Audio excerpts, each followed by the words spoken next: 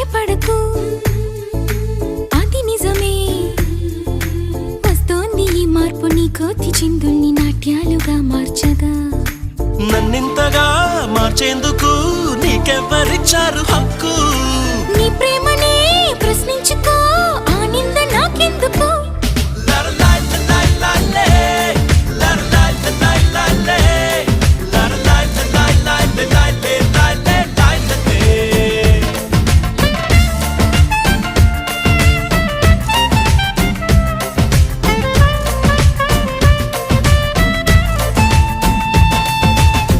నిలువద్దము నిన్ను ఎప్పుడైనా